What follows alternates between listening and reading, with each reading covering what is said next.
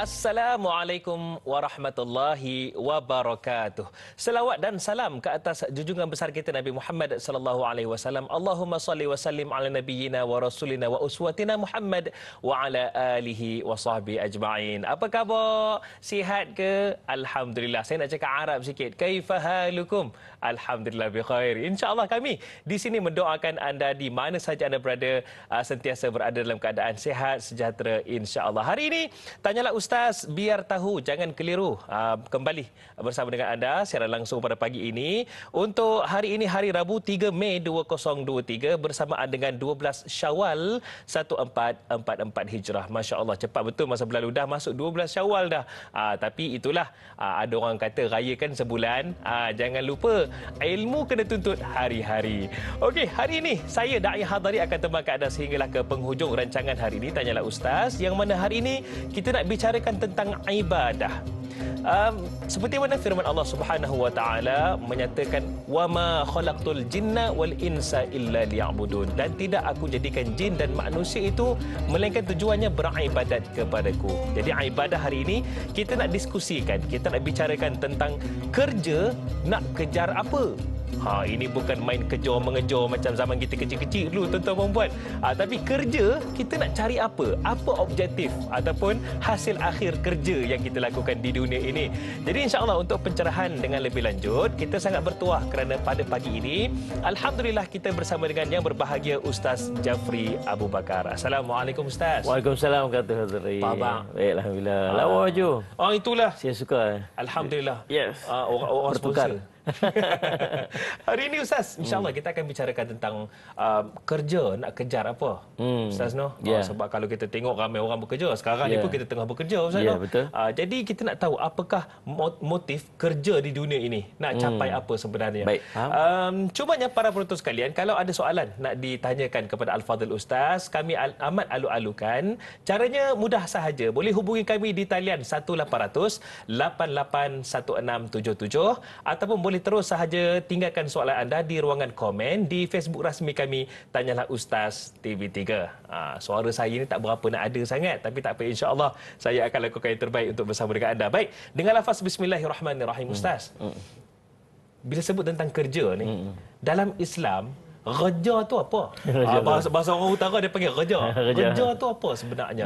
Silakan Ustaz. Baik, bismillahirrahmanirrahim. Assalamualaikum warahmatullahi wabarakatuh. Alhamdulillah wassalatu wassalamu ala Rasulillah wa ala alihi wa sahbihi wa man tabi'alah. Asyhadu an la ilaha illallah wa asyhadu anna sayyidana Muhammadan abduhu wa rasuluh. Allahumma salli wa sallim ala habibil karim sayyidina Mustafa sallallahu alaihi wasallam wa ala alihi wa ashabihi wa man tabi'ahum bi ihsanin ila yaumiddin. Subhanaka la ilma lana illa ma 'allamtana innaka antal alimul hakim. Rabbi shrah li sadri wa yassir li amri wahlul 'uqdatam min lisani yafqahu qawli wala haula wala quwwata illa billah al-'aliyyil 'azim. Amma ba'd. Yang saya hormati lagi saya kasihi adinda kami Da'i Hadari, Ustaz Bola, Salih Asim Muhammad dan semua yang menyaksikan Tanyalah Ustaz pada pagi ini. Mudah-mudahan perhimpunan kita pada pagi ini sesuai dengan doa yang kita panjatkan pada setiap hari. Allahumma inni as'aluka ilman nafi'a wa rizqan tayyiba wa amalan mutaqabbala. Ya Allah, kurniakan kepada kami ilmu yang bermanfaat, salli ala Muhammad, rezeki yang baik-baik, dan Allahumma salli ala Muhammad, amalan yang engkau terima. Insya-Allah mudah-mudahan kita termasuk dalam kelompok yang mendapat manfaat daripada doa tersebut. Amin amin ya rabbal alamin. Setiap hari kita keluar kerja tuan-tuan, tapi kita kena ingat ayat yang dibacakan oleh Da'i Hadari tadi ni. Allah sebut dalam surah Adz-Dzariyat ayat 56 ayat tu. Wa ma khalaqtul jinna wal insa illa liya'budun. Tidak aku jadikan jin dan manusia melainkan untuk beribadat kepadaku, untuk meletakkan pengibadatan itu sebagai benda paling utama dalam hidup. Apa sahaja yang kita nak buat, ibadat mesti nombor satu. Salli ala Muhammad. Nah, tuan-tuan sekalian, tuan-tuan nak berkahwin, tuan-tuan nak menjalin kehidupan berkeluarga, tuan-tuan nak bekerja, tuan-tuan nak apa-apa pun, semuanya duduk di bawah satu yang mula-mula sekali tujuan Allah jadi. Dan Allah, kalau Allah kalau tak disebabkan yang tu, maka Allah tak jadikan kita. Iaitulah ibadat. Tapi banyaknya misconception kita ni. Oh tu bahasa orang kampung kita juga. Itulah. Selain pada kerja tu kan. Banyaknya misconception kita ni tentang ibadat itu dengan meletakkan ibadat itu pada ibadat yang khusus semata-mata. Tapi kita mengasingkan urusan kehidupan kita yang lain daripada urusan ibadat. Maka ini tak sepatutnya berlaku. Sepatutnya digabungkan semuanya dan kita meletakkan setiap daripada apa yang kita buat dalam kehidupan kita itu merupakan satu urusan ibadat. Tuan-tuan berkahwin, itu ibadat. Tuan-tuan mandi, itu ibadat. Tuan-tuan makan, itu ibadat. Bahkan tuan-tuan bekerja juga merupakan salah satu daripada urusan ibadat kita kepada Allah Subhanahu Wa Taala. Tuan-tuan boleh buat apa saja. Salih alaihi Muhammad. Jadi ayat ni cerita tentang penciptaan manusia. Allahumma salli ala Muhammad. Dan semata-mata untuk menghambakan atau meletakkan diri kita sebagai hamba di sisi Allah Subhanahu Wa Taala, makrifahnya, tauhidnya, salih alaihi Muhammad, semua melaksanakan segala apa yang diperintahkan oleh Allah, meninggalkan segala apa yang telah dilarang oleh Allah. Tuan-tuan, semuanya ada terkandung dalam urusan yang namanya pekerjaan. Dalam pekerjaan ada urusan tauhid kita dengan Allah. Betul. Dalam pekerjaan ada ihsan kita dengan Allah. An ta'budallaha ka'annaka tarahu fa illam takun tarahu fa innahu yaraka. Kamu ibadat pada Allah seperti mana kamu nampak Allah. Dia panggil maqam musyahadah. Buat ibadat macam seolah macam nampak Allah. Tapi kalau kamu tak nampak Allah, ingat Allah melihat kamu. Ini maqam yang namanya muraqabah. Merasa diri diperhatikan. Dan bayangkan kalau seorang yang bekerja, dia sentiasa merasakan dia diperhatikan oleh Allah SWT. Dia akan jadi orang yang paling amanah, jadi orang yang paling baik, jadi orang yang itqan, orang yang bersungguh-sungguh dan bersemangat dalam pekerjaannya. Pasal apa? Allah sedang memerhatikan dia.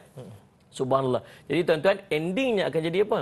Endingnya dia akan jadi seorang yang bekerja kerana Allah. Dan di sana ada dua paling tidak kelebihan daripada orang yang bekerja kerana Allah. Yang pertama namanya keikhlasan. Yang kedua namanya amanah. Dan sila Umat, maka kita tak boleh nak lari. Cuma macam mana kita nak bincang hari ini? Antara benda poin yang penting untuk kita bincang. Selepas kita habis daripada kita bersama-sama dalam Tahlil Ustaz ni, endingnya kita nak faham dan kita telah faham bahawa pekerjaan ini merupakan sebahagian daripada urusan ibadat kita kepada Allah. Dan macam mana cara untuk kita convert, untuk kita tukarkan urusan kehidupan dunia kita ni kepada ibadat. Menukar adat menjadi ibadat. Itulah dia punya Allahumma salli ala Muhammad. Apa yang nak kita bincangkan, tuan-tuan boleh buat apa saja urusan tuan-tuan untuk yang disebut sebagai pekerjaan. Tuan-tuan boleh jadi seorang korporat, tuan-tuan boleh berniaga, tuan-tuan boleh jadi petani, tuan-tuan pekebun, peternak, nelayan, pilot sekalipun. Pilot sekalipun. Apa betul-betul kenapa tiba-tiba pilot? Sebab dulu masa kecil teringin nak jadi pilot. Pilot. Sekarang jadi pilot lain. Pilot pilot kereta tiap hari pergi kuliah kan. Allah saya tuan-tuan nak jadi ambil upah kerja, tuan-tuan ada penjawat awam, bahkan hatta seorang suri rumah juga. Bahkan seorang suri rumah juga merupakan seorang pekerja yang sangat dedikasi dan seorang yang tak ada time kerja pula tu, tapi bekerja sepanjang masa. Jangan letak perkataan sahaja di belakang suri rumah kan. Padahal suri rumah ni seorang yang sangat istimewa, akan kita bincangkan nanti. Bahkan Nabi SAW menyebutkan dalam sebuah hadis riwayat Imam Al-Baihaqi, Nabi SAW sebut man talabad dunya halalan, siapa yang mencari rezeki yang halal, sallallahu alaihi Muhammad, buat apa tuan-tuan sekalian? Untuk mengelakkan dia daripada dia meminta-minta. Pasal apa keluar cari kerja tu? Aku tak mau minta-minta pada orang. Aku nak usaha sendiri untuk dapatkan rezeki aku ni. Sallallahu alaihi wasallam. Dan antara tujuan lain ialah sallallahu alaihi wasallam untuk wasa'ya 'alal ahlih. Dia nak bagi nafkah pada ahli keluarga dia. Dia nak elak daripada minta-minta, nak bagi nafkah kat keluarga dia, serta tak berhenti setakat itu tuan-tuan. Allahumma salli ala Muhammad, dia nak membantu jiran tetangga dia. Itu di antara tujuan dia. Maka tuan-tuan sekalian, Allahumma salli ala Muhammad, kata Nabi SAW, Ja'a yaumal qiyamah wa wajhu kal qamari lailatul badr. Masya Allah.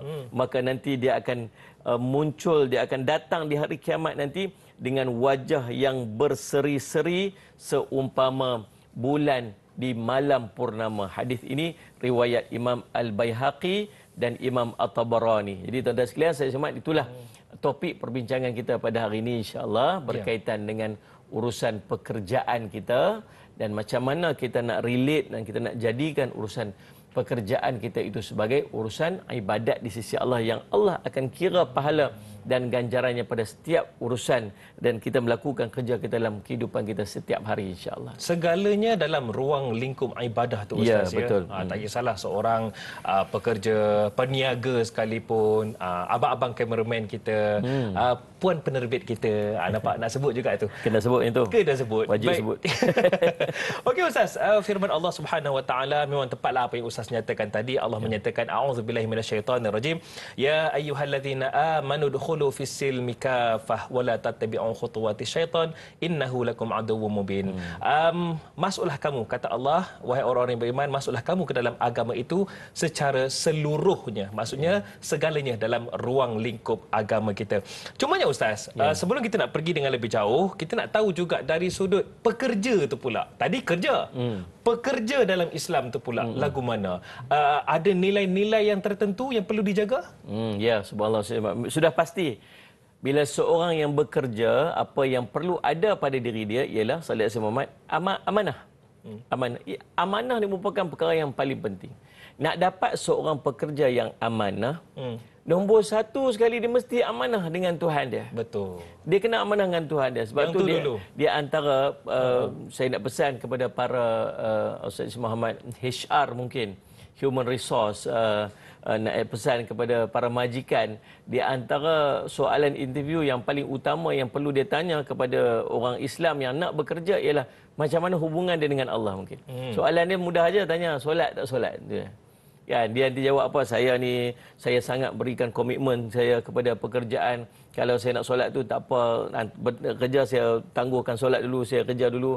Cakap dia tak apalah, saya hai bye-bye je lah kan.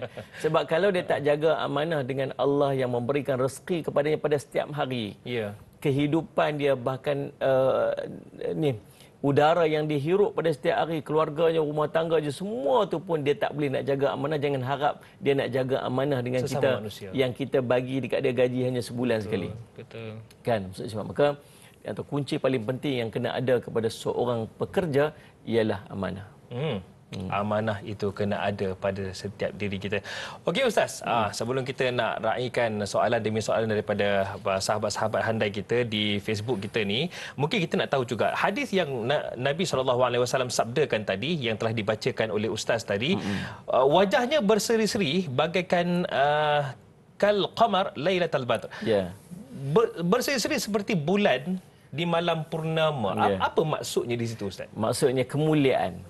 Orang yang begini, subhanallah, bila dia bangun di padang mahsyar nanti, orang yang mendapat kemuliaan, orang yang akan diletakkan di kalangan orang-orang yang akan terpandang, dimuliakan oleh Allah SWT berbanding dengan umat-umat atau makhluk yang berada di padang mahsyar pada waktu tersebut. Bayangkan orang-orang yang wajahnya Allah muncul di yaumul qiyamah nanti, ataupun dalam wajah yang berseri-seri, sudah pasti akan attracted, orang akan menarik perhatian kepada orang ni. Siapa orang ni? Siapa orang yang sangat dimuliakan ini? Subhanallah. Rupa-rupanya tuan-tuan, dia among us.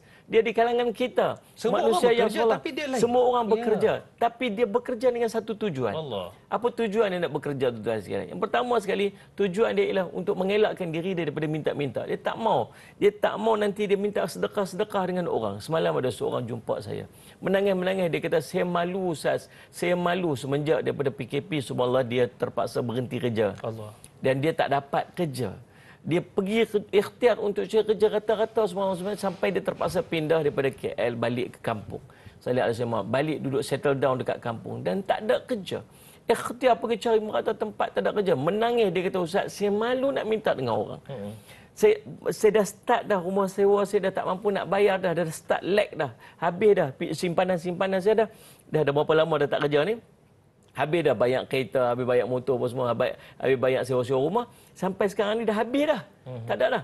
Sampai saya kena minta. Tapi saya malu, Ustaz, saya nak minta. Ustaz, bagilah apa saja kerja yang ada, saya nak kerja.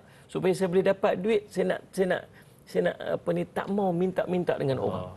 Nabi SAW sebut benda yang tu. Sallallahu alaihi wasallam, tuan-tuan. Ada orang dia kerja nak minta orang. Kerja dia nak minta dengan orang. Selesa pula. Keluar pergi kerja, pagi-pagi nak pergi mana? Nak pergi kerja. Buat apa? Tunggu tepi jalan minta, tolong minta ke. Dia kerja dengan minta dengan orang. Tak, dia ni kerja untuk tak mau minta dengan orang. Yang keduanya, dia nak nafkahkan ahli keluarga dia. Allah. Lepas tu kita ni selalu, yang ni pun satu salah fahaman kita ni. Kita rajin kadang sedekah dengan orang. Rajin, subhanallah, kalau pergi makan tu Masya Allah. Tu, meja tu, saya Siapa bayar. meja? Oh, meja ni saya bayar. Aku bayar. Oh, berebut, bergaduh-gaduh sebab nak bayar kawan dia punya.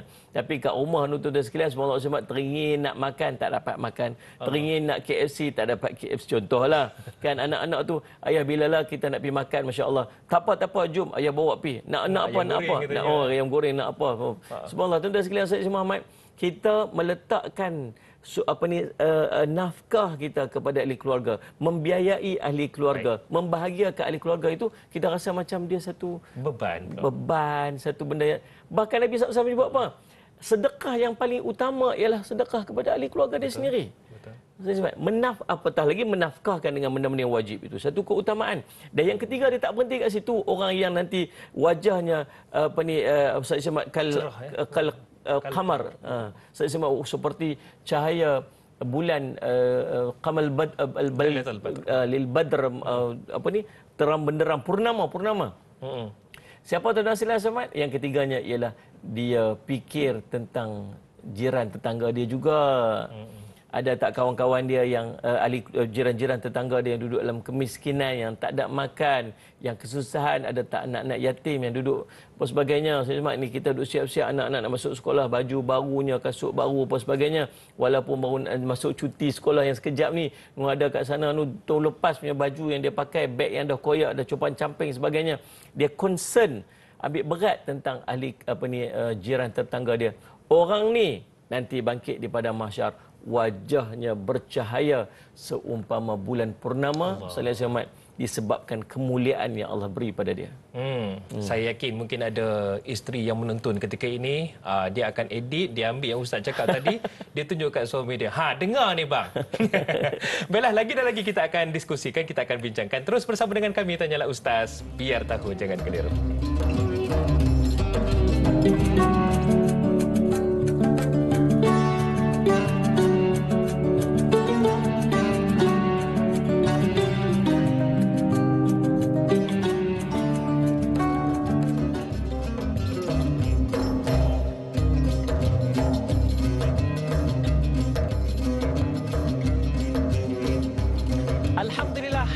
Saya yakin mungkin yang ketika ini sedang menonton, sedang bersiap-siap nak pergi bekerja kerana Allah Subhanahu Wa Taala, sambil-sambil tu gerak anak, jangan lupa ni tolong buang sampah, bang kenapa tak bangun lagi, macam-macam lah. Itulah kelam kabut pagi hari, tapi itulah adalah rutin yang mana setiap daripada kita nak mencapai redha Allah Subhanahu Wa Taala. Yang suri rumah dengan cara suri rumahnya, yang peniaga dengan cara peniaganya, pekerja dengan cara pekerjanya. Apa-apa pun seperti mana yang Ustaz nyatakan tadi, jadikan ia niat kerana Allah Subhanahu Wa Taala. Masih lagi kita bersama dengan yang berbahagia Ustaz Jafri Abu Bakar. Kita sembang-sembang dapatkan ilmu berkaitan dengan ibadah. Kerja nak kejar apa? Kerja kejar. Lebih kurang dekat-dekat tu kan. Okeylah, Ustaz. Kita nak raikan soalan daripada sahabat-sahabat handai kita. Antaranya Ram Deseru ni. Katanya, kerja nak kejar apa? Macam mana dikatakan bekerja dengan itqan? Tadi Ustaz ada sebut tentang itqan ni, tekun, komitmen dan ihsan supaya mendapat keberkatan dari Allah Subhanahu Wa Taala. Sebab kita takut nanti nampak macam itqan diri kita ni, padahal ada dalam hati kita tu nak bodek. Na'udzubillah. Baik, Allahumma terima kasih Ram Deseru. Namanya Ram lah tu. Deseru tu mungkin tempat dia kot. Tuan-tuan Allah SWT. Dan saya nak ucap ahlan wa sahlan kepada semua sahabat-sahabat yang mengikuti secara langsung di Facebook juga. Subhanallah SWT, tuan-tuan. Ya Allah Rabbi. Pagi-pagi berebut nak cari ilmu. Bagus, Masya Allah. Ada yang tengah driving tengok. Ada yang duduk kat sebelah tengok kan. Ada yang sambil-sambil. Masya Allah. Betul lah. Subhanallah. Allah pilih kita untuk kita dapatkan ilmu. Dan jangan berhenti dekat kita aja ilmu ni. Kami tolong cakap, tuan-tuan tolong sampaikan kepada orang lain. Pastikan setiap daripada kita yang menyaksikan dan mengikuti secara langsung kita pada pagi ini melalui Facebook untuk bantu share. Nak pastikan, saya buat hashtag ni, hashtag bantu share. Hashtag share.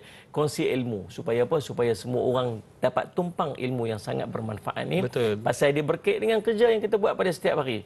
Sayang, tuan-tuan boleh bayang tak? Hadari, dua orang yang naik kerja, dua orang yang naik kereta, seorang duduk drive, seorang duduk kat sebelah. Kemudian dia tanya dekat orang yang drive tu, hang pergi kerja pasal apa? Di kita ni orang utara macam tu lah. Walaupun cakap kasar tapi hati dalam hati dah taman. Dia taman. Lagi sekali, kalau orang utara kan, bila kita tanya apa-apa ni, Ustaz, apa? Kita jawab apa tu biasalah kan. Betul tak? Azhari, ya apa? Apa tu? Tapi kalau orang belah selatan dengar apa ni actionnya Macam nak jawab gaduh macam nak gaduh. Tapi dah itu bahasa. Dan dalam Ustaz Muhammad. Jadi subhanallah dia tanya kat kawan dia ni. Dia kata, hang pergi kerja pasal apa?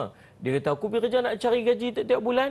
Nak paling tidak ujung-ujung tahun dapat bonus. Itulah yang aku nak bayar sewa kereta, nak sewa rumah, nak bayar kereta semua. Oh, hang pergi kerja pasal apa? Tanya orang ni sebelah pula. Dia kata, aku pergi kerja kerana Allah. Tuan-tuan, orang yang pergi kerja kerana Allah ni, dia bonus tiap tahun mudah-mudahan dapat. Sama macam orang tadi. Betul. Gaji tiap bulan pun dapat. Sama macam orang tadi. Yang bezanya ialah pada setiap masa dan ketika dia Allah kurniakan kepada pahala. Dia duduk dalam, Allahumma salli ala Muhammad, himpunan pahala yang tak putus-putus daripada Allah. Pasal dia niat kerana Allah. Itu beza aja tuan-tuan sekalian. Dan itu yang nak kita bincangkan dan nak kita ambil manfaat. Maka jangan ambil manfaat seorang-seorang. Pastikan kawan-kawan kita juga faham pasal apa dia pergi kerja. Dan apa faedah yang dia dapat daripada kerja dia. Itu bantu kami untuk share. Itu nak bagi tahu itulah. Iyalah. Tuan-tuan sekalian, Ustaz Muhammad. Baik, kita balik pada soalan tadi ni. Ram Desaru. Tuan-tuan, Allahumma salli Muhammad. Perkataan itqan ni. Apa dia? Kita, bahasa kita ni, orang Malaysia ni, orang Melayu ni panggil tekun. Tekun tu ambil daripada perkataan itqan lah. Maka Allah SWT, tuan-tuan, maksud dia apa? Menyempurnakan, melaksanakan satu tuntutan daripada seseorang sebagaimana yang dikehendaki oleh orang tersebut tanpa kurang sedikit pun, dengan sesempurna mungkin, dengan usaha yang kuat agar tidak terlewat daripada waktu yang telah ditetapkan. Itu maksud itqan ataupun tekun. Saya Muhammad buat apa? Buat bagi sesempurna mungkin. Allah Subhanahu Wa Taala. Buat bagi terbaik mungkin dengan usaha yang paling kuat untuk fulfill apa yang dikehendaki. Itu maksud tekun. Nabi SAW sebut, tuan-tuan sekalian, kita ni jadi orang tekun-tekun ni bukan pasal apa? Pasal apa yang Hadri rajin sangat ni buat kerja, contohlah. Rajin sungguhlah buat kerja lah sampai apa tahap Hadri dah makan. Sekejap-sekejap nak settlekan kerja sekejap saya makan. Ni waktu makan ni tak apa, saya ambil masa 5 minit je untuk makan sebab saya nak settle. Pasal apa yang tekun sangat ni? Tahu tak jawab kalau orang tanya kita macam tu? Bukan nak bodek bos, bukan nak kipas bahkan aircon. Ya. Tapi kita nak cinta Allah kepada kita kerana Nabi SAW sebut innallaha azza wa jal yuhibbu idza amala ahadukum amalan an yutqinahu. Sesungguhnya Allah Azza wa Jalla cinta kepada seseorang yang apabila dia mengerjakan sesuatu pekerjaan, dia mengerjakannya dengan tekun. Dia kerja dengan cemerlang sekali. Hadis ini riwayat Imam At-Tabarani. Maka tuan-tuan, kita faham bahawa keperluan kita untuk tekun dalam kerja bukan sebab nak tunjuk kat siapa-siapa. No. Kita bekerja bersungguh-sungguh sebab kita harap Allah cinta kat kita. Bila Allah cinta kat kita, tuan-tuan sekalian, subhanallah, apa saja yang kita nak dalam kehidupan kita, Allah akan tunaikan sebab Allah akan memberikan kelebihan dan kebaikan kepada orang yang dia cinta. Yang keduanya, ihsan ditanya oleh Ram Desaru tadi ni. Ihsan ni sangat penting. Antara kunci ihsan ialah dua perkara, ikhlas dan amanah. Ya. Dia buat kerja seperti mana, paling tidak dia panggil tahap kepada ihsan ni, dia panggil muraqabah. Apa dia muraqabah? Dia merasa sentiasa diperhatikan.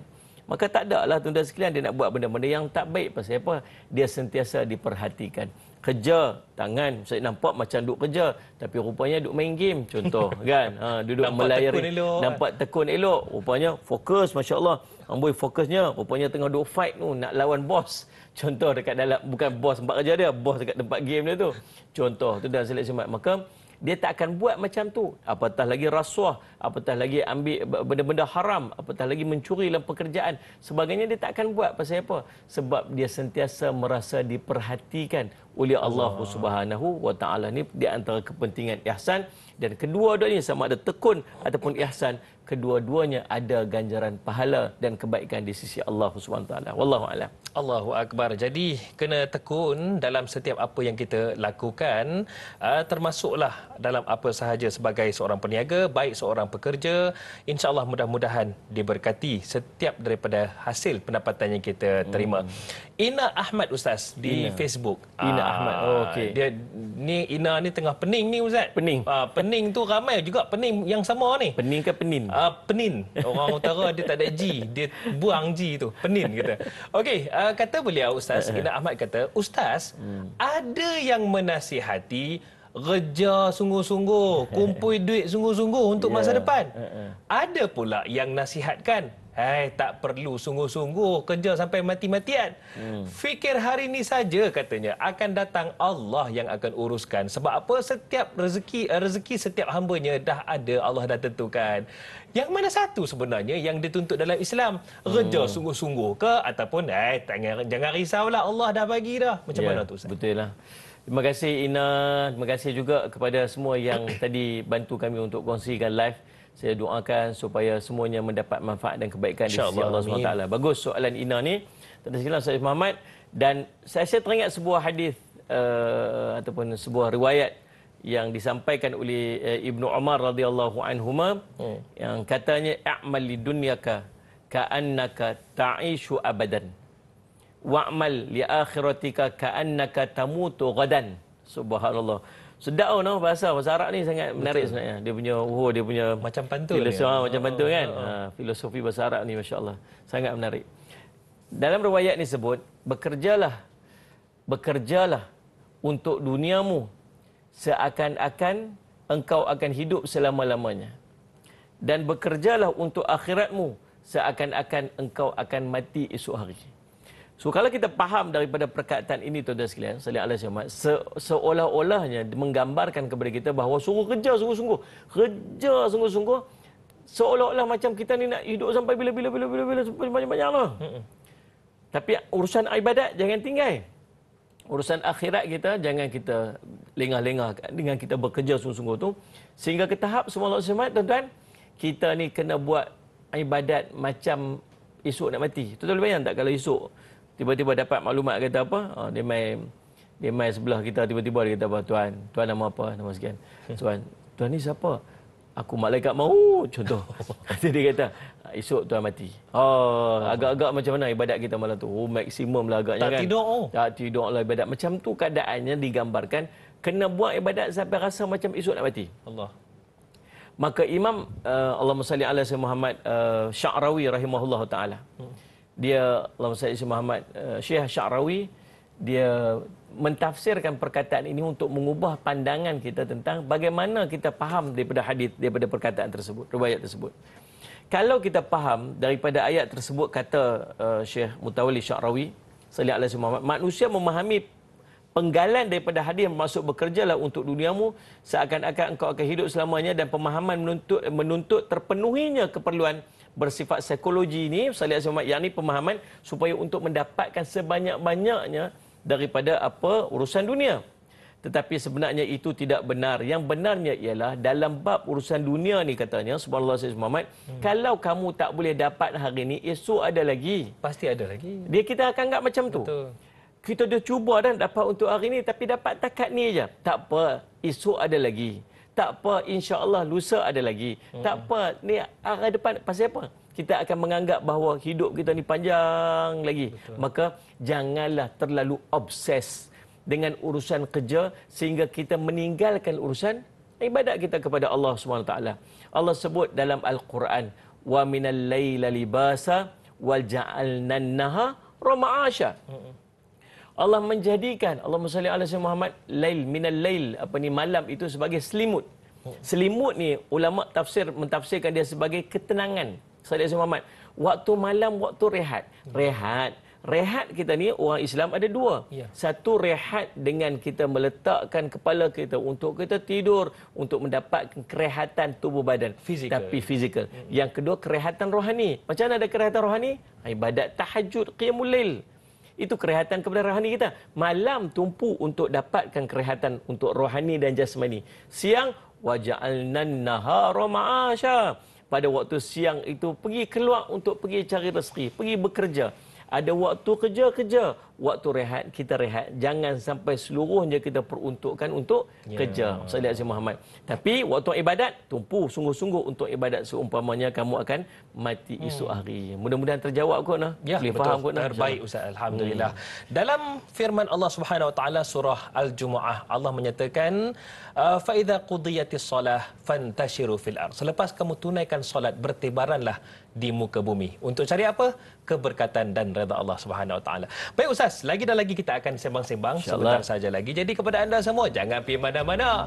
Terus bersama kami Tanyalah Ustaz, biar tahu jangan keliru.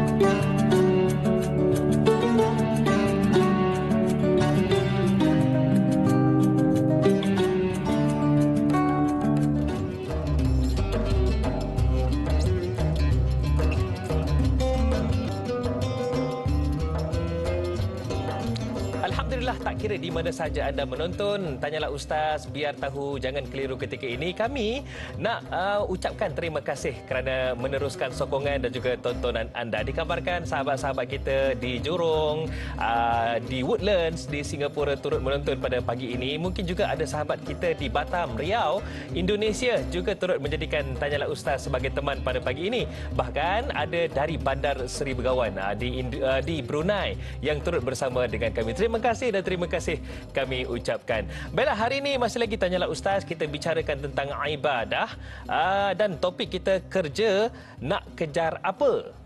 Jadi topik ini sangat seronok kita bicarakan. Anda boleh kongsikan di Facebook kami ini, tekan butang share. Dan kita masih lagi bersama dengan yang berbahagia Ustaz Jafri Abu Bakar. Baik Ustaz, ini soalan daripada saya mewakili sahabat yang menonton lah. Okay.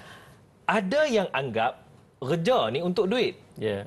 Jadi bila hilang kerja, hilanglah punca duit. Okay. Bahkan ada yang anggap bila hilang kerja, hilang punca duit, hilanglah erti kehidupan. Ya. Na'udzubillahi min zalik. Betul. Lagu mana nak mengatasi pandangan macam ni Ustaz? Tuan-tuan, Allahumma Muhammad, kita bekerja tu memanglah kita kerja tu untuk cari duit lah. Kita faham macam tu.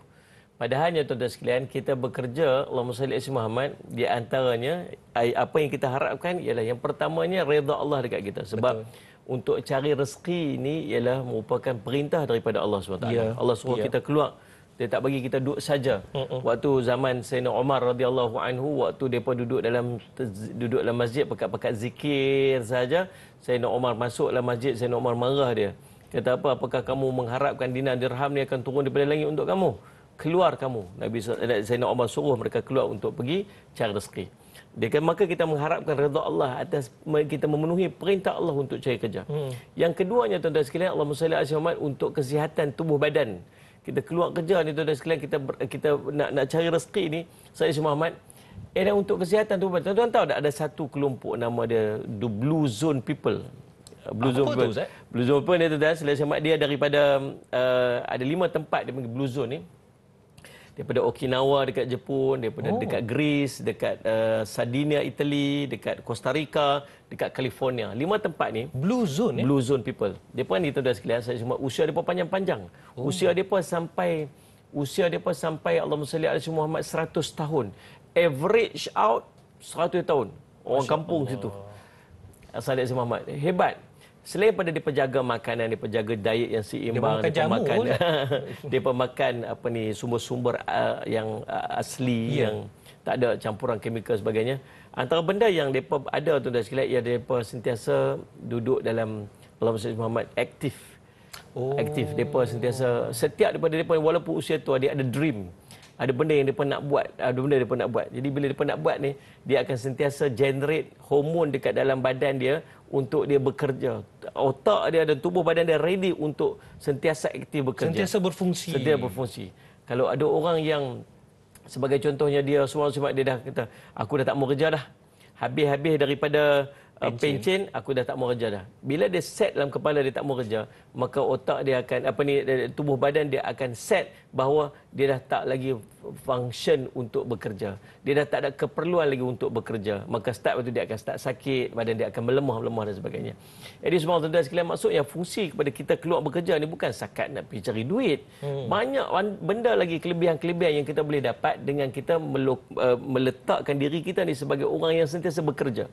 Sebab tu mak ayah kita tengok dia tak ada kerja, tak ada. Ustaz Somad waktu tu mungkin menoreh, hujan turun, tak boleh pergi menoreh.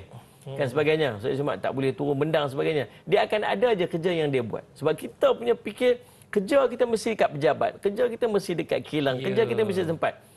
Dunia ni Allah bagi negara kita ni negara yang sangat subur, sangat subur. Guru saya sebut dia kata apa? Kalau malas sangat sekalipun pergi dekat pokok Ustaz Somad, pokok ubi kayu tu. Kepak pun kepak dengan kaki kot, malas sangatlah. Kepak dengan kaki, lepas tu pi ambil batang tu, pijak pun pijak dengan kaki juga. Pijak tu pergi tinggal situ. Sebulan dua, lepas tu pergi tengok balik. Dia akan ada buah dia. Maksudnya, tu kalau malas sangatlah tu. Tu kalau malas sangat. Suburnya negara kita yang nama Malaysia ni, Allah bagi kat kita kesuburan.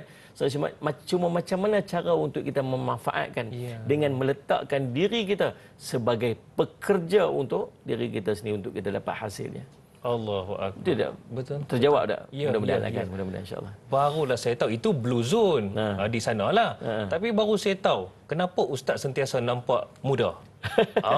Sebab ustaz sentiasa ke hulu ke hilir. Tak berhenti. Tak berhenti ustaz. Okey ustaz. Kita nak terus raikan juga soalan daripada Aisyah. Aicha ni katanya beliau ada dua soalan. Yang pertama, apakah yang dimaksudkan dengan kata-kata ini? Kejar dunia ibarat kejar bayang-bayang. Lagu mana pula ni? Itu yang pertama. Yang kedua, adakah mereka yang bekerja hanya untuk kepentingan dunia akan terasa dunia ni sempit? Lagi kerja, lagi rasa sempit. Berbanding dengan rasa luasnya dunia bila mana bekerja untuk dunia dan matlamatnya akhirat. Subhanallah. Silakan. Masya Allah, terima kasih Aisyah Icha. Allahumma salli Somad. Mudah-mudahan Allah berikan kebaikan dan mudah-mudahan semua daripada kita dapat mengambil manfaat daripada soalan Aisyah tadi ni. Allahumma salli Somad. Dan pasti ada pahala dengan jaran yang Aisyah akan dapat bila orang dapat berkongsi ilmu daripada soalan yang kita tanyakan. Tentu saya petik sebuah hadis Nabi SAW nak jawab soalan ini daripada hadis riwayat Imam At-Tirmizi. Dengar dia ni elok-elok. Sebelum tu saya nak buat satu bayangan. Saya buat satu perumpamaan. Pernah tak tuan-tuan berdiri dekat bawah tiang lampu? Tiang lampu jalan tu, tiang lampu tu kan ada lampu kat atas. Tuan-tuan berdiri kat bawah dia. Bayang kita kat mana? Bayang kita kat bawah tapak kaki kita. Kemudian cuba tuan-tuan kejar bayang tu. Tuan-tuan berjalan makin jauh. Tuan-tuan nak kejar bayang tu. Tuan-tuan makin jauh daripada tiang lampu. Tuan-tuan nak kejar ujung bayang tu. Tuan-tuan makin jauh. Makin lagi panjang. Makin panjang bayang tu, makin jauh, makin menjauh daripada kita. Betul tak ni? Betul. Saya Muhammad. Tapi kalau tuan-tuan patah balik, tuan-tuan rapat ke tiang tu, bayang tu akan duduk di bawah tapak kaki kita. Bayangan itu ialah dunia dan tiang itu adalah akhirat. Kalau tuan-tuan lagi jauh mengejar bayang yang namanya dunia tu, maka tuan-tuan akan makin jauh daripada akhirat. Dan dunia juga makin jauh daripada tuan-tuan. Tapi kalau tuan-tuan lari patah balik menuju ataupun mengejar akhirat, dunia akan duduk di bawah tapak kaki kita. Betul tak? Betul kan? Betul. Macam itulah lebih kurang. Tuan-tuan sekalian, sebuah hadis Nabi SAW. An Anas bin Malik radhiyallahu anhu qala Rasulullah sallallahu alaihi wasallam, man kanat al-akhiratu hammahu ja'allahu ghinahu fi qalbihi wa jama'u lahu syamlahu wa atathu dunya wa hiya raghimatun wa man kana dunya hammahu ja'allahu faqrahu baina 'ainayhi wa man wa farraqa 'alayhi syamlahu wa lam ya'tihi minad dunya illa ma qadara lahu. Subhanallah tuan-tuan, hadis ni masya-Allah tuan-tuan tengok Nabi sebut siapa yang keinginannya hanya kehidupan akhirat, dia bangun tiap hari dia fikir apa yang dia boleh buat untuk akhirat dia. Suara dia, baca Quran dia, sedekah dia, ibadat dia, keluar cari rezeki dia, uang halal untuk ahli keluarganya, bahkan apa semua dia buat. Semuanya dengan tujuan akhirat. Apa yang dia akan dapat? Maka Allah akan memberikan rasa cukup dalam hati dia. Allah akan bagi dia rasa cukup aja. Tenang je. Tenang aja. Takat ni, Alhamdulillah cukup. Dia rasa cukup. Bukan dia berlakon cukup. Dia rasa cukup. Lepas tu kita tengok ada orang yang sentiasa rasa tak cukup. Dia akan sentiasa rasa cukup. Di kalam mulutnya hanya Alhamdulillah. Syukur, Alhamdulillah, cukup. Sebab dia rasa cukup. Allah bagilah hati dia. Kemudian, Allahumma salli ala sayyidina Muhammad. Kemudian, menyatukan segala urusan dia. Segala urusannya akan satu. Banyak benda nak selesai, seolah-olah macam Allah satukan untuk dia selesaikan dengan sekali penyelesaian saja. Yang ketiganya, tuan-tuan sekalian, subhanallah selamat, dan dunia akan datang kepadanya tanpa perlu dia cari-cari. Allah akan bagi je. Mai je dunia kat dia. Berlonggok-longgok aja mai kat dia. Sallallahu alaihi wasallam. Kita ingat budak-budak waktu kita mengaji sekolah-sekolah ke mana. Ya, nanti nak kerja apa ni? Nak kerja apa? Saya teringat soalan tu. Betul lah. Anak hang pergi hantar sekolah agama ni nak kerja apa nanti ni? Takkan nak jadi ustaz je. Takkan nak makan. Makan apa? Makan nasi lah. Kan dia nak makan apa? Makan nasi lah. Soalan tu sampai berlebih makan dah. Sampai jenuh duduk jaga. Dunia akan datang saja dekat dia. Yeah. Tetapi kata Nabi SAW, barang siapa yang keinginannya pada dunia, dia bangun tiap hari dia fikir dunia aja. Maka kata Nabi SAW, Allah akan menjadikan kefakiran itu baina ainai, di antara dua mata dia. Dia akan rasa dia sentiasa miskin. Dia rasa miskin ya, dia rasa macam tak cukup je, macam tak ada aja. Allah letak miskin di antara dua biji mata dia. Allah. Mai pilih rezeki banyak mana pun, mai pilih apa yang dia ada pun, dia akan sentiasa rasa tak cukup. Duit dah banyak dah. Duit dah banyak dah, tak cukup. Tak cukup. Tuan-tuan sekalian muslimat. Dan Allah akan menjadikan Allahumma salli ala Muhammad mencerai-beraikan segala urusan dia. Dia rasa semua tak selesai. Hari yang ni satu mai, hari yang ni satu mai pula, hari ni satu mai pula. Tak boleh nak selesai semua. Dan subhanallah, dunia tak akan datang kepadanya kecuali sekadar apa yang telah ditentukan untuknya sahaja. Dekat tu aja. Maka tuan-tuan ingat, bila kita bangun pada setiap hari, apa saja urusan kita nak buat, matlamat kepada urusan itu mesti akhirat. Nak pergi kerja, boleh pergi kerja. Matlamat kepada urusan kerja itu adalah untuk akhirat. Apa yang tuan-tuan buat, matlamatnya mesti akhirat. Dan insya-Allah Allah akan bagi semua jalan kebaikan kepada tuan-tuan. Jangan risau insya-Allah. Baik, insya-Allah mudah-mudahan perincian ini kita semua dapat pegang betul-betul, genggam erat insya-Allah. Cumanya ustaz, sekejap je lagi saya nak tanyalah, kalau kita niat bekerja sungguh-sungguh untuk naik pangkat, macam mana, dibolehkan ke? Cumanya kejap je lagi ustaz. Insya-Allah. Kalau anda nak tahu jawapannya, terus bersama dengan kami. Tanyalah ustaz, biar tahu, jangan keliru, seindah kasih.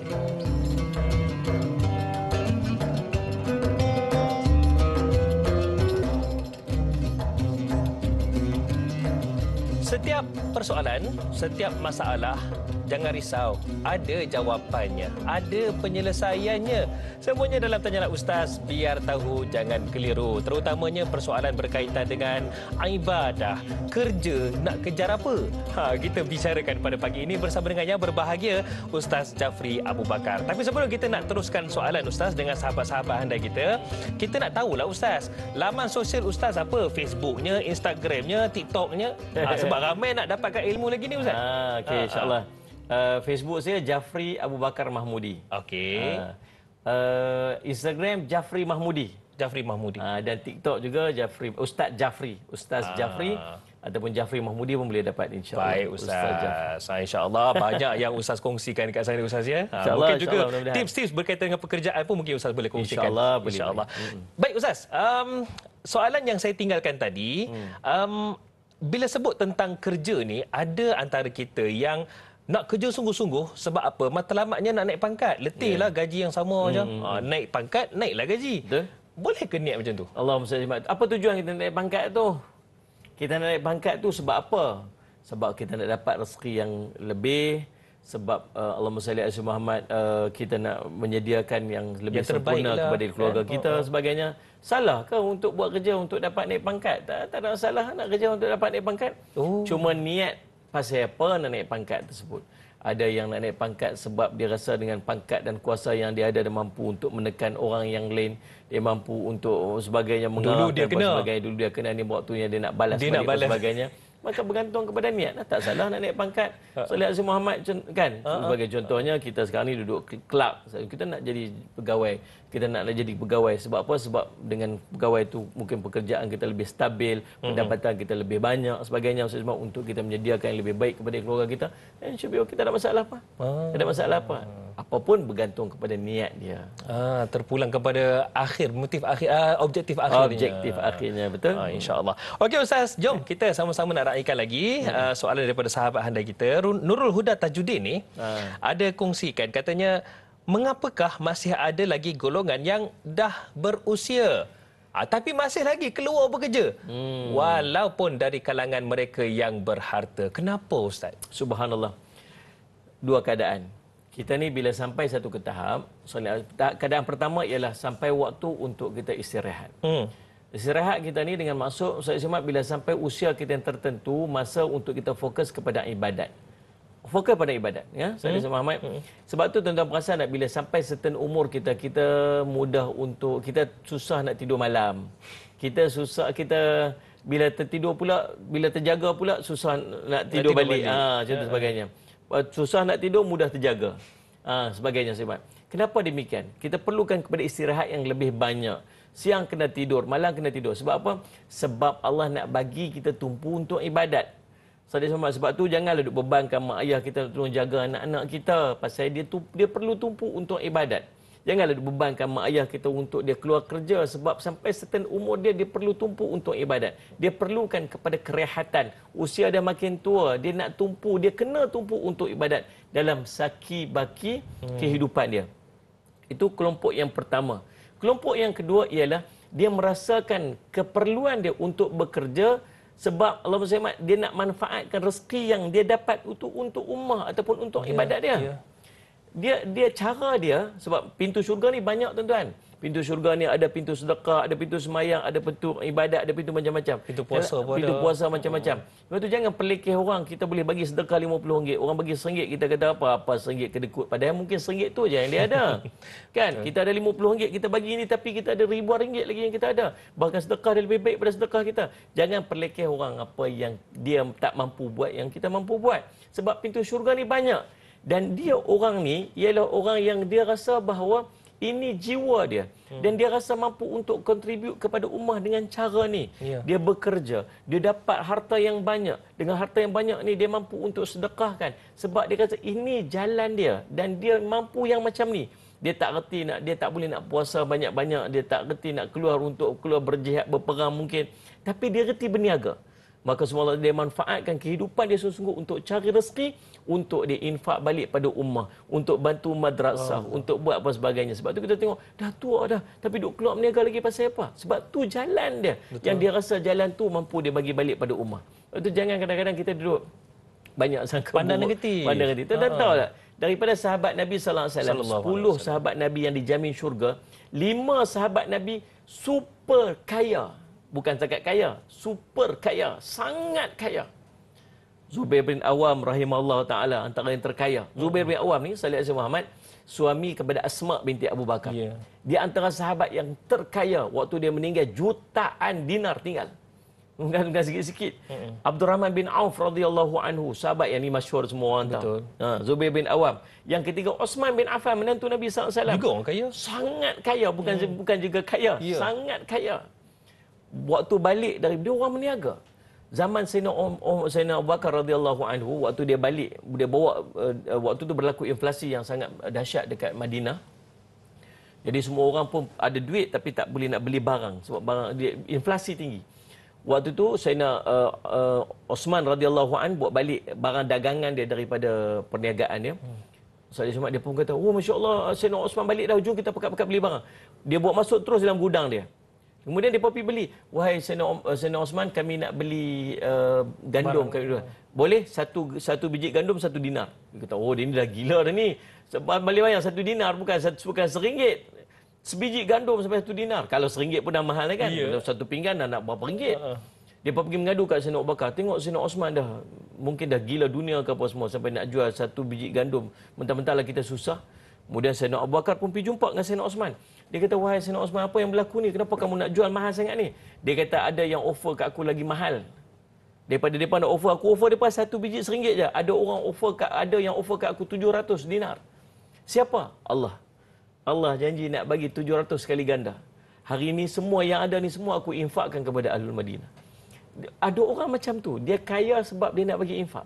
Maka tuan-tuan sekalian, Sayyid Muhammad, Sayyidina Talha bin Ubaidillah, Sa'ad bin Abi Waqqas radhiyallahu anhu. Ni sahabat-sahabat yang dijamin syurga, bahkan mereka daripada orang yang kaya. Allah. Maka tuan-tuan sekalian, saya sebut dua benda tadi. Posisi kita kat mana, kita sendiri yang tahu. Kita tak mampu, tapi kita perlukan kepada ibadat, maka tumpukan untuk ibadat. Yang kedua, kita jenis orang yang kita tahu jalan ibadat kita mampu banyak boleh buat dengan tujuan, dengan maksud kita bekerja dan berniaga, maka buatlah, teruskan. Tapi ingat, saya sebut awal tadi ni, betulkan niat kerana Allah. Nak buat tu semata kerana Allah. InsyaAllah, mudah-mudahan Allah permudah. Wallahu a'lam. Dalam Al-Quran, Ustaz, Allah ada menegur yang sangat tegas kepada orang yang tipu timbang. Tipu timbang, Ustaz, ya? Betul. Dan kita nak tahu jugalah, itu dari sudut perniagaan. Andai ada yang tak melaksanakan kerja dengan amanah dan bersungguh-sungguh, ini skop daripada mereka yang makan gaji pula. Apakah berdosa dan adakah ia seumpama makan hasil haram macam tipu timbang juga? Ya Allah, Ustaz, itulah. Tipu timbang satu hal lah. Tipu timbang ni dia buat, Allahumma salli ala Muhammad, perniagaan dia, letak sekilo padahal 800 gram aja dia letak, contoh kan. Kemudian declare dia sebagai sekilo ni. Ni Allah sangat benci, dan Allah sebut spesifik tentang perbuatan dalam Quran. Bahkan semalah kesan dia bukan takat dia seorang. Azab bala turun satu tempat tu sebab dia punya perangai.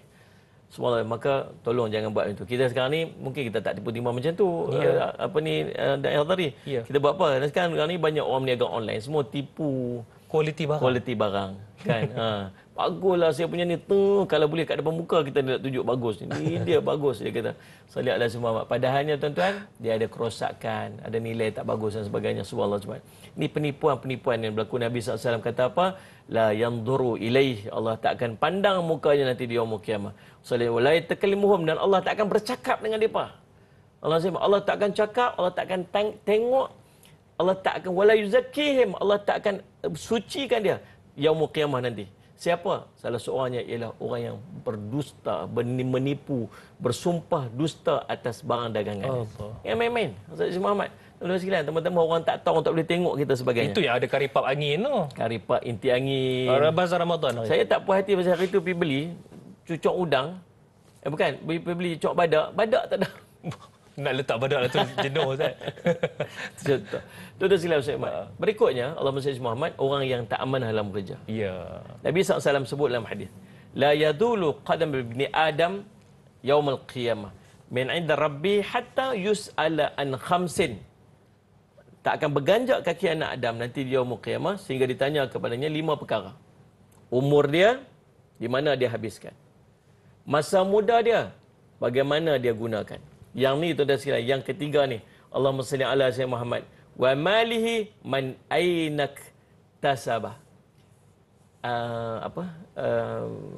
Hartanya di mana dia dapatkan. Yang keempat, salli ala sayyidina Muhammad, dan ke mana harta itu dibelanjakan. Ni pun kena beringat juga ni. Masya-Allah, sayyidina Muhammad. Dan yang berikut, yang kelima tuan-tuan sekalian, daripada apa saja yang dia lakukan dan ilmu yang dia miliki. Ini 5 benda yang Allah akan soal nanti di yaumul qiyamah. Kita ada janji dengan majikan kita, tuan-tuan. Waktu kita masuk, ingat agreement kita sign dengan dia, perjanjian kedua-dua pihak. Masuk kerja pukul 8, balik pukul 5. Dia janji kita nak bayar RM4,000 sebulan. Dia bayar kita RM4,000 sebulan, tuan-tuan sekalian. Tapi kita masuk pukul 9 sampai pukul 5, 1 jam kita tak ada kadang-kadang. Kadang-kadang masuk pukul 8 tu betul dah. Kemudian keluar pula pukul 10 sampai pukul 12. Pergi mana-mana, pergi minum, pergi makan. Lepak kedai kopi, pergi pergi tinted kereta, tukar sport rim kereta sebagainya. 2-3 jam kita tak kerja. Padi kita ambil gaji penuh. Allah. Kan Ustaz Muhammad. Kemudian ada pula yang apa tu dah sekalian, tipu MC, dia tak sakit tapi dia abang ada sakit. Kan pergi jumpa doktor bagi tahu dia sakit. Padahal dia tak sakit, dia tipu. Kalau dia sakit betul dia layak untuk dapat gaji. Tapi dia tak sakit, dia tipu kata dia sakit, maka menipu untuk dapat pendapatan. Tu apa hukumnya? Tuan jawab sendirilah. Kita kena kerja 8 jam, dibayar dia setiap 1 jam RM10. Kalau 8 jam dapat RM80, tapi kita hanya kerja 5 jam. Kita tetap ambil RM80, RM30 tu nak kira macam mana? Kan? Tu tak kira lagi barang pejabat, tuan-tuan sekalian. Anak kita pergi sekolah. kita tanya dekat dia, ni pen siapa ni? Oh, ni pen Muhammad. Ni pen siapa ni? Ni pen Daniel. Dua ambil pen orang ni, siapa suruh? Ni benda ni curi. Mana boleh? Macam mana nak berkat ilmu kalau duk curi benda barang orang? Kata dia marah kat anak dia. Dia tanya kat anak dia, awak tak cukup pen ke? Tak cukup pen ayah. Tak apa, esok ayah pergi kat pejabat kat media prima tu. Banyak pen duk ada, nanti ayah bawa balik. Anak dia pun gaul kepala, kita serupa je Pak. Kita meletakkan satu benda tu dah jadi normalisasi dalam kehidupan kita. Apa milik pejabat tu milik kita. Allah. Padahal apa tujuan barang tu dibeli? Untuk urusan kerja. Kita ambil, buat kerja. Maksud semat tuan-tuan. Ini merupakan perbuatan-perbuatan yang kita duk buat yang hilangnya sifat amanah. Dan kita duk buat. Macam mana rezeki itu? Bagi anak makan, bagi isteri makan, bagi apa makan. Maka orang Islam dia takkan buat macam ni. Sebab orang Islam dia ada sifat nama dia ihsan. Baik. Kan? Wallahualam. Itu dah kena jujur dengan pekerjaan yang kita buat, Ustaz ya. Baik Ustaz, kejap je lagi saya mewakili ibu-ibu di luar sana nak tanya berkaitan dengan suri rumah. Suri rumah bagus. Kerja sebagai suri rumah macam mana? Tu pula Ustaz, martabat dalam Islam tak, tu. Dia kata tak kerja, jadi suri rumah saja. Itulah, raya hari tu ramai orang tanya. Kejap je lagi Ustaz ya. Cumanya para penonton sekalian, kita nak tutup di TV3 dan sambungannya di TV9 sebentar sahaja lagi. Kalau nak tahu pencerahan demi pencerahan, terus bersama kami. Tanyalah Ustaz, biar tahu, jangan keliru, seindah kasih.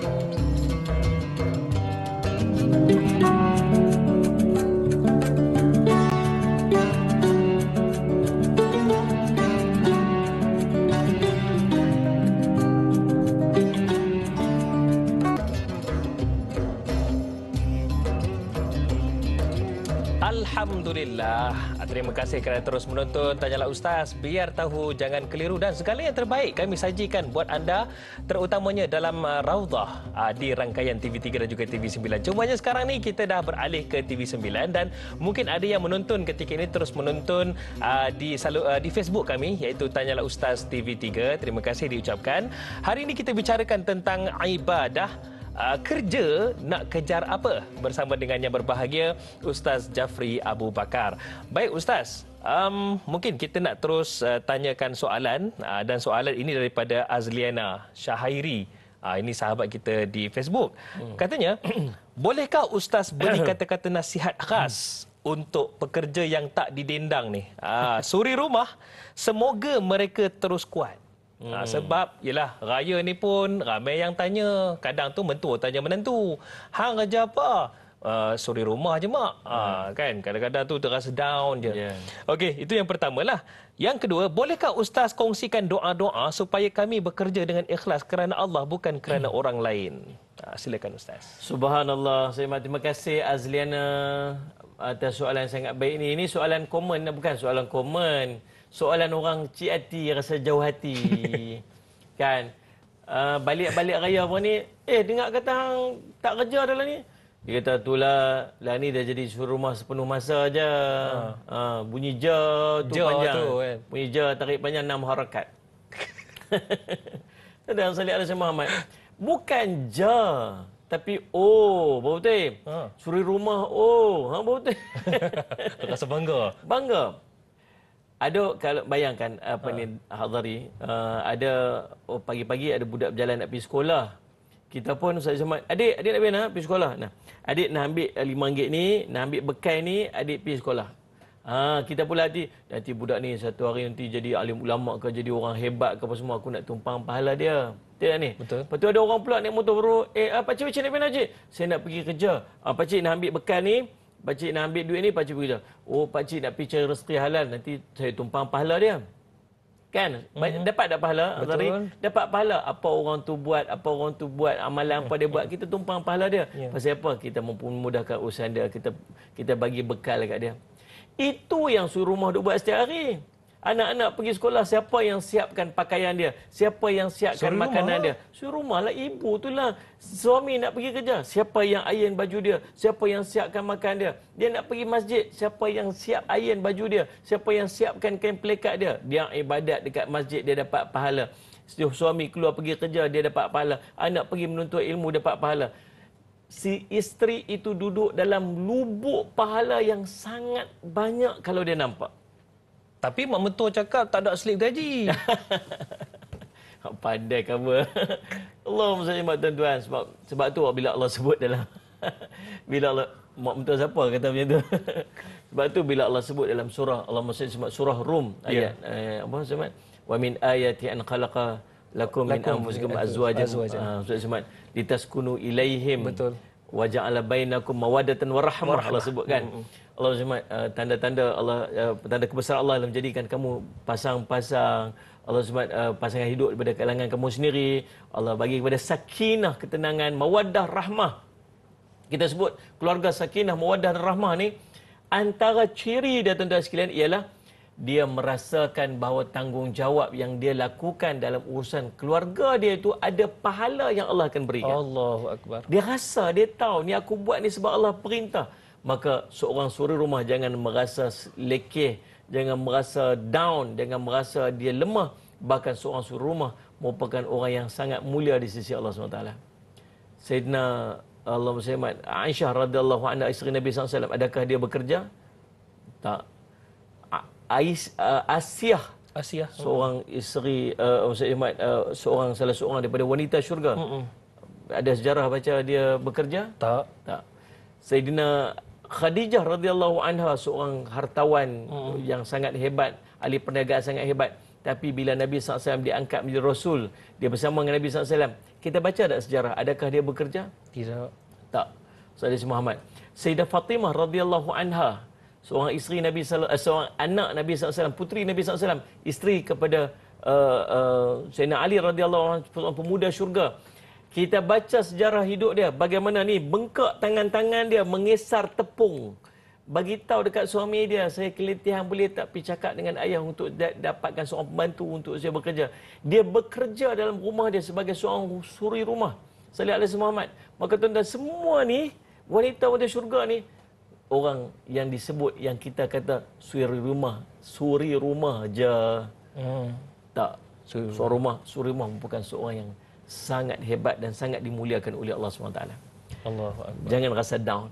Anda seorang yang sangat mulia, seorang yang duduk dalam posisi pahala yang sangat banyak. Doa. Seorang sahabat Nabi SAW, dia jumpa laki-laki jumpa Nabi SAW, kemudian laki-laki itu kata, wahai Rasulullah, aku nak minta doa apa ni, nak bagi aku jazah cukup ni.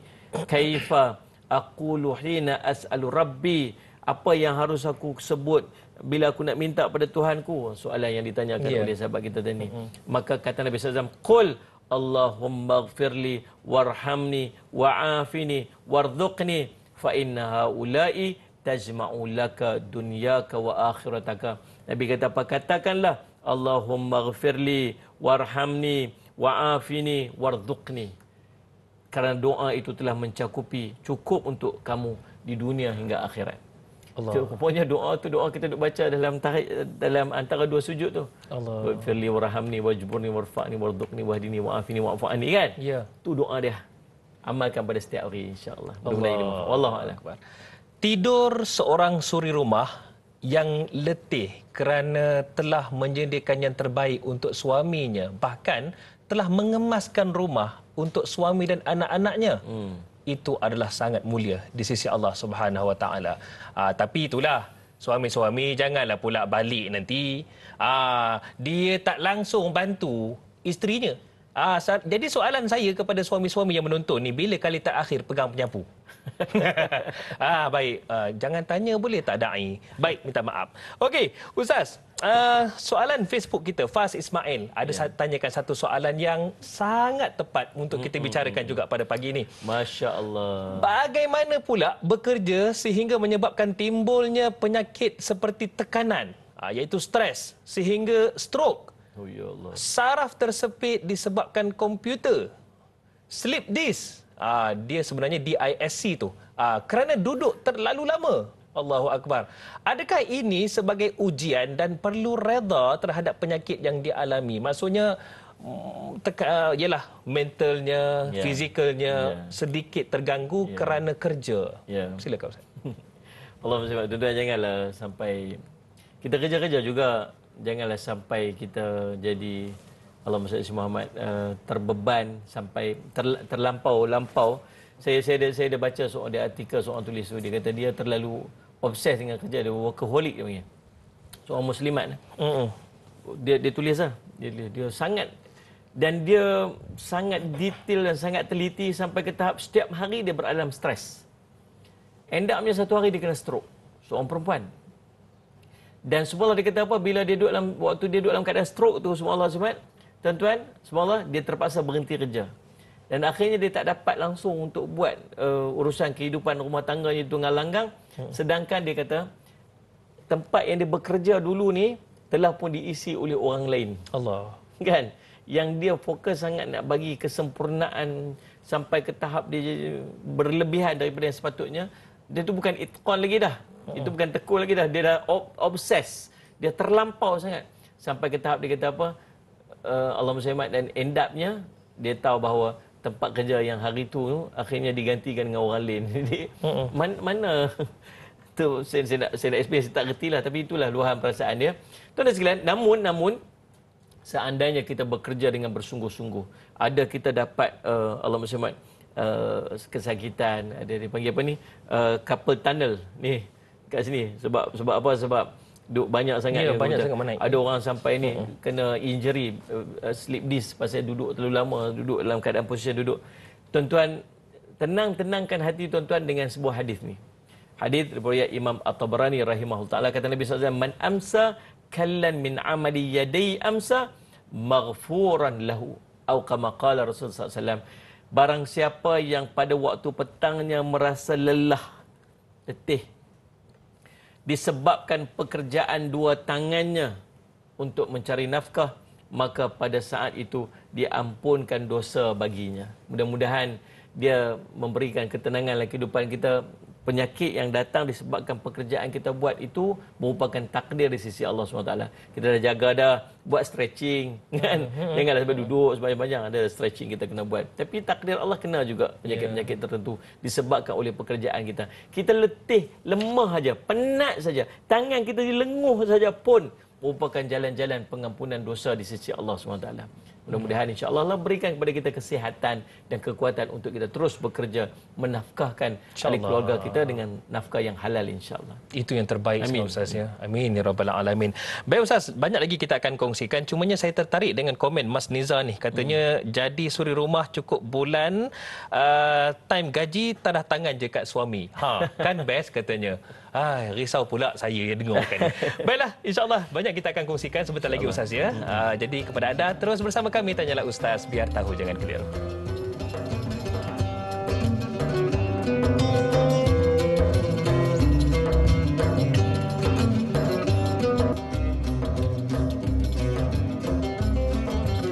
Antara pekerja yang terbaik ialah mereka yang sambil bekerja bersungguh-sungguh, tetapi niat utamanya kerana Allah, nak gapai redha Allah, dan targetnya untuk menjadi orang kaya, untuk bersedekah.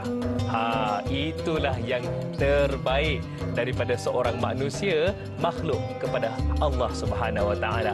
Masih lagi kita bicarakan tentang ibadah, kerja nak kejar apa, bersama dengan yang berbahagia Ustaz Jafri Abu Bakar pada pagi ini. Jadi mungkin ada yang terlepas, anda boleh tonton, kita ada bawakan secara langsung di Facebook kami, Tanyalah Ustaz TV3. Cumanya kalau boleh anda kena kongsikan supaya lebih ramai mereka dapat menonton.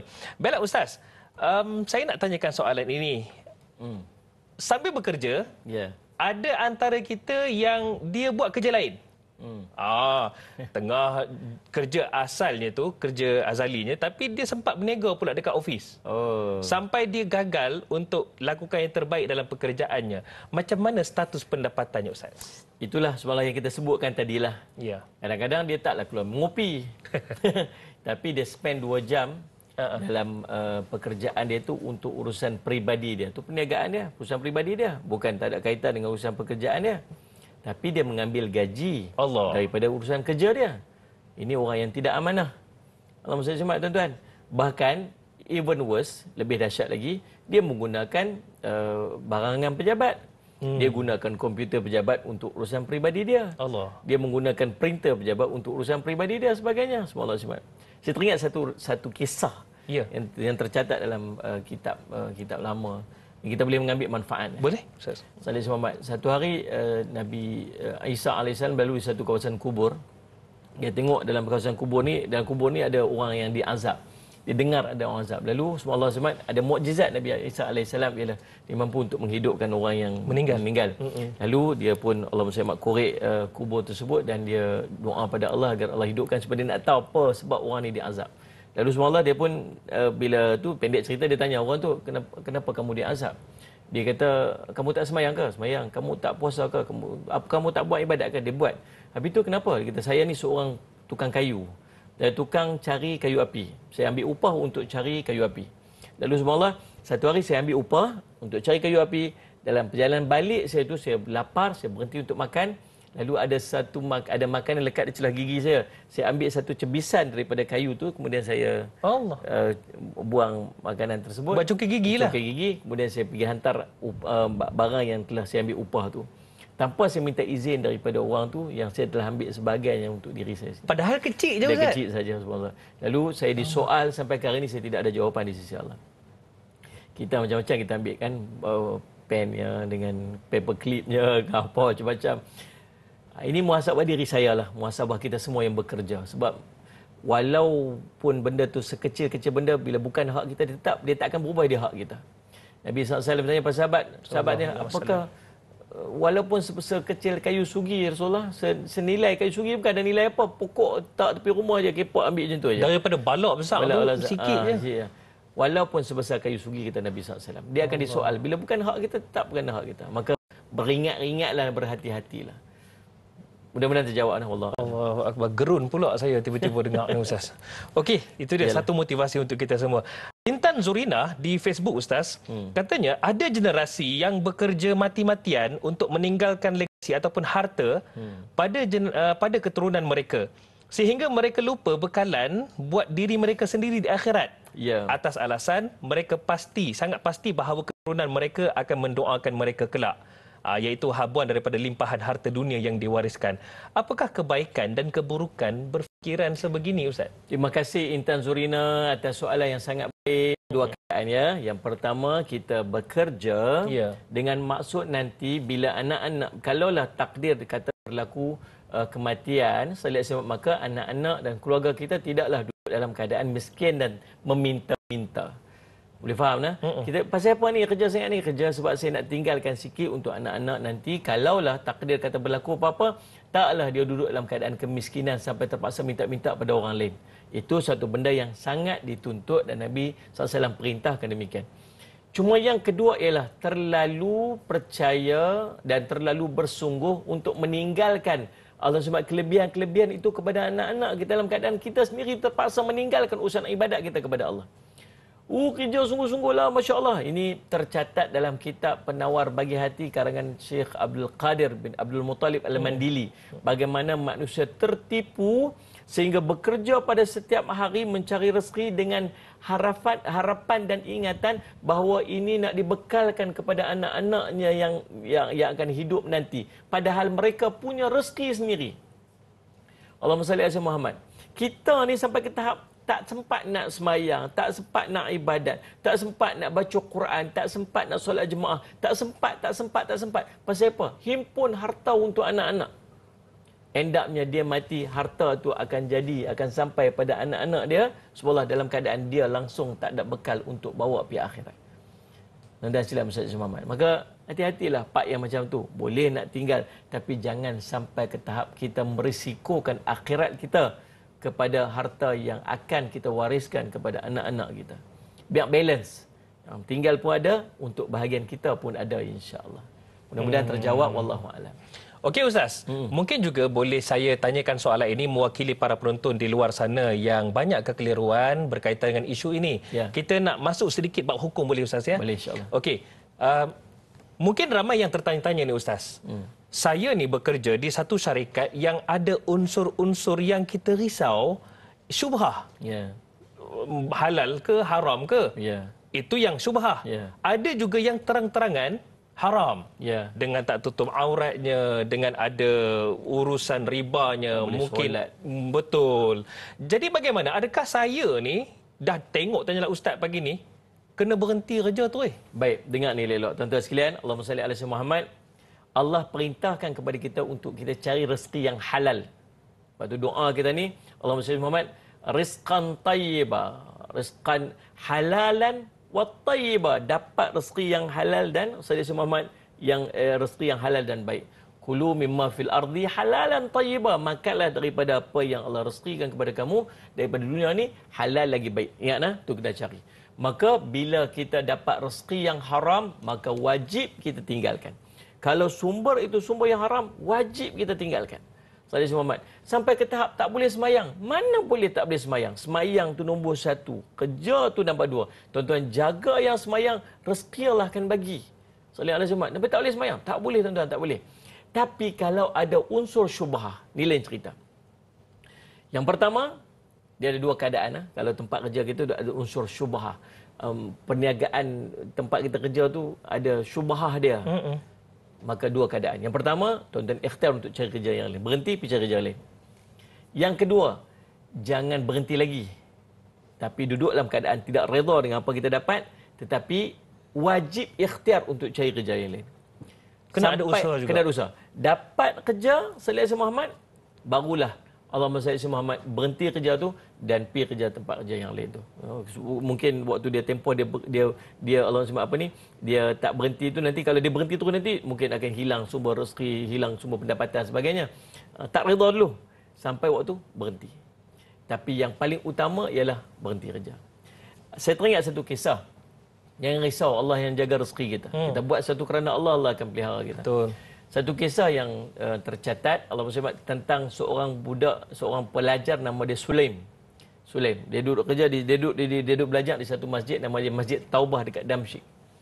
Satu hari, dia ni lapar sangat lapar. Sangat lapar sampai dia rasa macam dia nak mati dah. Lalu subhanallah, dia teringat ada rukhsah, keringanan kepada orang yang nak jaga nyawa dengan boleh mencuri sekadarnya. Boleh mencuri sekadarnya untuk jaga nyawa.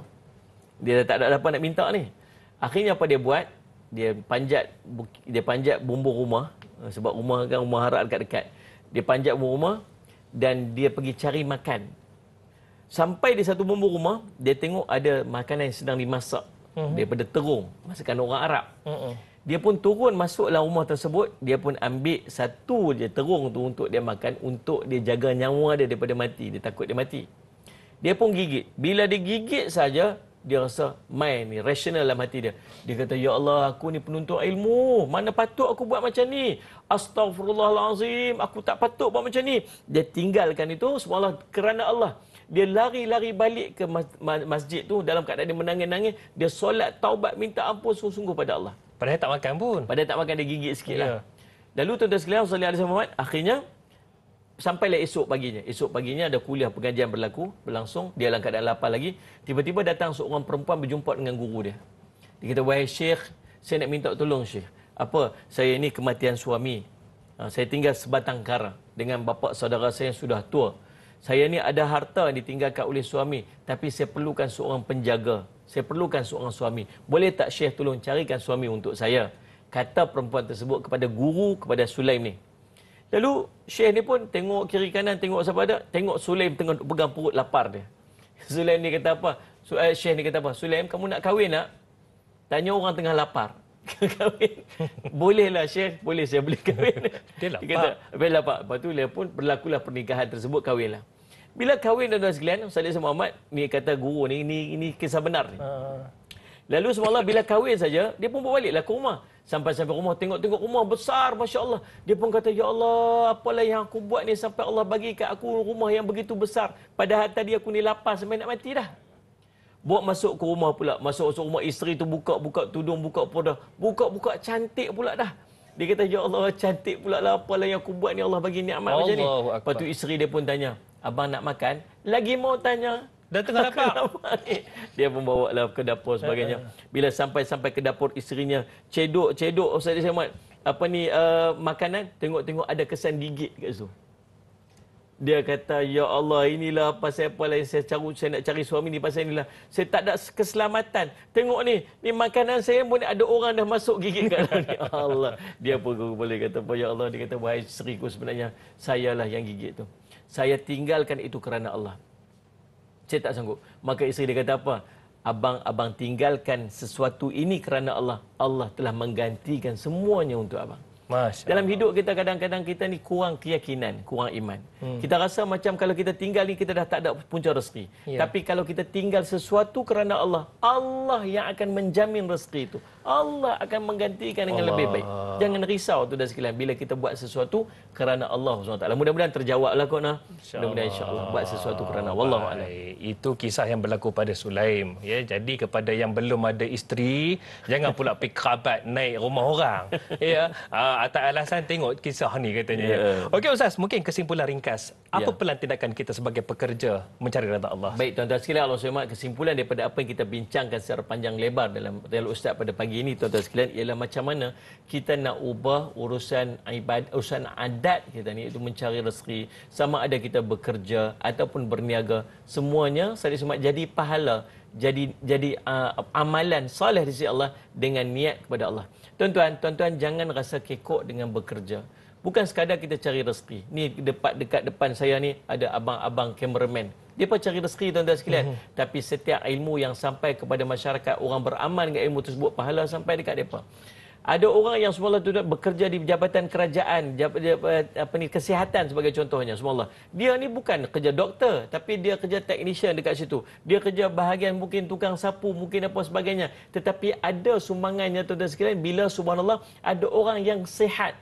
Ada orang yang dapat ibadat daripada kesihatan dia dapat daripada sumbangan orang ni yang kecil, maka ibadat orang tu pahalanya dapat dekat kita sebagainya. Subhanallah subhanallah. Di mana sahaja posisi yang tuan-tuan ada, subhanallah tuan-tuan sekalian, Allahumma salli ala sayyidina Muhammad. Allahumma salli ala sayyidina Muhammad, maka pahalanya akan sampai kepada kita. Dan tuan-tuan jangan risau bahawa setiap daripada apa yang kita dapat, rezeki yang kita dapat bukan sekadar rezeki, tetapi apa sahaja yang dinikmati oleh orang lain yang ada hubungannya dengan pekerjaan kita, maka kita menumpang rezekinya ataupun kita menumpang pahalanya insya-Allah. Insya-Allah. Mudah-mudahan jadi manfaat. Allah a'lam. Baik Ustaz, untuk memurnikan program kita pada pagi ini, doa daripada Ustaz silakan. Bismillahirrahmanirrahim. Alhamdulillahirabbil alamin wassalatu wassalamu ala rasulil amin sayyidina Muhammadin wa ala alihi washabihi ajmain. Allahumma faqihna fid din wa 'allimna ta'wil waj'alna min ibadikas salihin wahdina siratikal mustaqim. Allahumma arina haqqa haqqan warzuqna ittiba'ah wa adna batila batilan warzuqna ijtinabah. Allahumma rabbana atina fid dunya hasanah wa fil akhirati hasanah wa qina azaban nar. Wa sallallahu ala sayyidina Muhammadin wa ala alihi wasallam. Walhamdulillahi rabbil alamin. Amin amin ya rabbal alamin. Terima kasih kepada Ustaz Jafri Abu Bakar yang sudi bersama dengan kami dengar cerita lepas ni terbalik Kedah Ustaz. Insya-Allah moga-moga dipermudahkan. Ada Jitra malam ni. Insya-Allah. Jumpa kat Jitra. Baik amin.